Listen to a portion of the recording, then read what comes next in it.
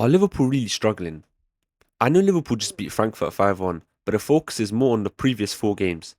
Four consecutive losses in a row for Liverpool. The last time Liverpool lost four games in a row in all competitions was in 2014 under Brendan Rodgers. Some are even comparing this to Manchester City's collapse from last season, as there are a bit of similarities. Both teams started off strong but fell off. However, should Liverpool fans be worried? Let's dive into it. Liverpool have just come off winning the Premier League title after arguably their greatest manager in history had just left the club.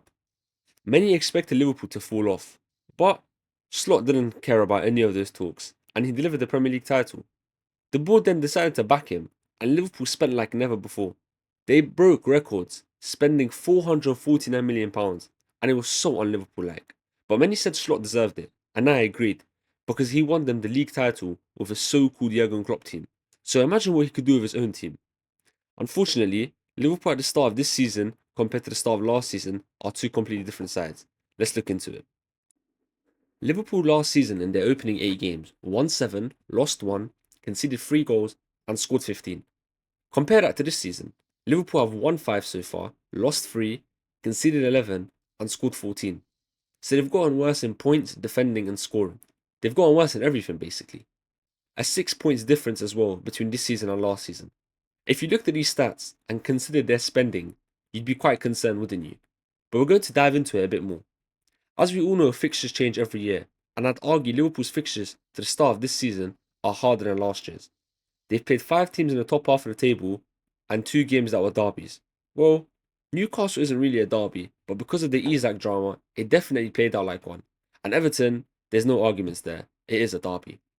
I'm not justifying the poor performances, considering how much they've spent due to the fixtures. They should obviously be doing better.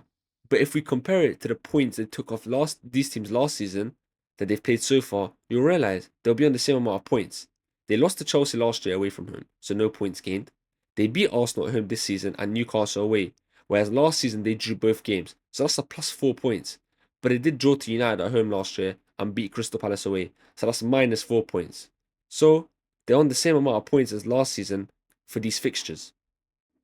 So why are Liverpool 6 points worse off than last year? Well, we have to start in the midfield. So many times in games this season, the midfield has been non-existent. This doesn't include Gravenberch, by the way, as in my opinion he's been one of the best midfielders in the world. But his role is different this year. He's more attacking than last year. Szoboszlai has been good as well, but again, a number 10 in centre mid, and he also has been playing right back. It seems far too attacking, and in build-up we see gaps in the middle, so it makes it hard for Liverpool to actually progress up the pitch, unless going sideways, and we've seen that has not been working. Whereas last year, this wasn't the case. We saw them constantly playing through the middle. It's also an issue on the counter or build-up, for the opposition as one pass, and they're through them like it's cutting through butter. The main difference between this year and last year is Gravenberch is playing a more attacking role, and it leaves almost no one back in defence. They have 3 number 8s playing in midfield. Well, you could say 2 10s as well with Szoboszlai and Wirtz if they start together. So you can see that Liverpool are too open. Problem number 2. New signings bar Ekitike struggling to adapt. Kerkez, Frimpong, Wirtz and Isak haven't got going yet. There's no doubt they're class players, but for some reason they haven't managed to play at their best. Isak being signed has led to Ekitike being benched, and he's been their best attacker this season by far, so that does not help. Wirtz hasn't been as terrible as people are making him seem. I think he's actually been alright, but he is more attacking than Szoboszlai in the 10 role, and if he isn't scoring or assisting, then it's not worth the imbalance in midfield. Kerkez, similar to Wirtz, he's being scapegoated in my opinion, but he isn't playing at his Bournemouth levels, and Andy Robertson should be starting in my opinion, because you can tell that Kerkez has a lack of experience. Not to say he's not good, I think he'll become world class, but he's just not ready right now.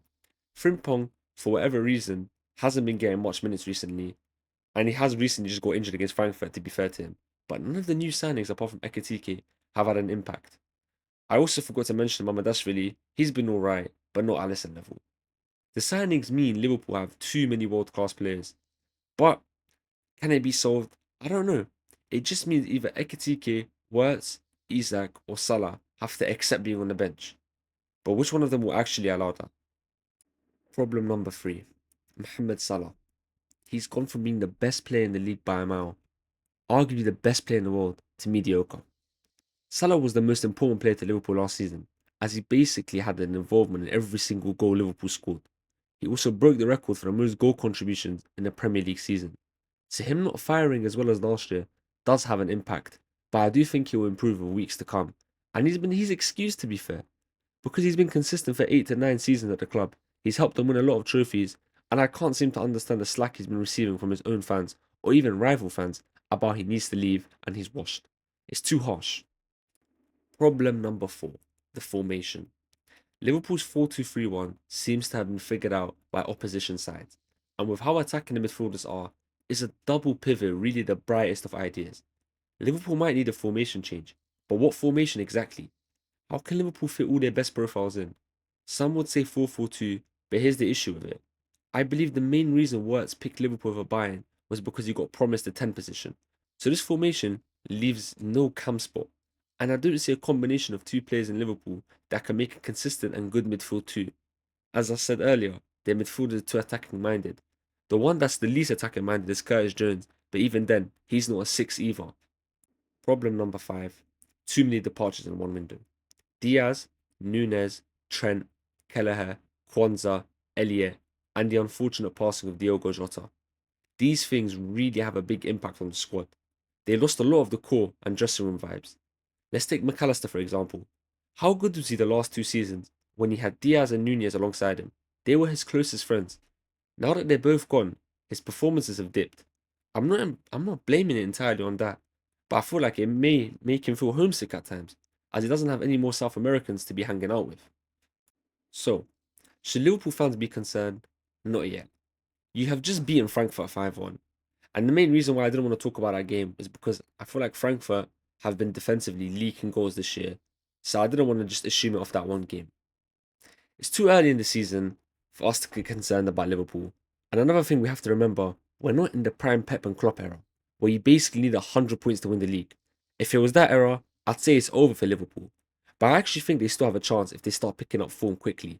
Ideally, they need to win 5 of their next 6 Premier League games to stay in this title race. If they don't pick up form now, it's panic stations. Liverpool fans, don't worry, you're not there yet. That's the end of the video, everyone. Thank you for watching.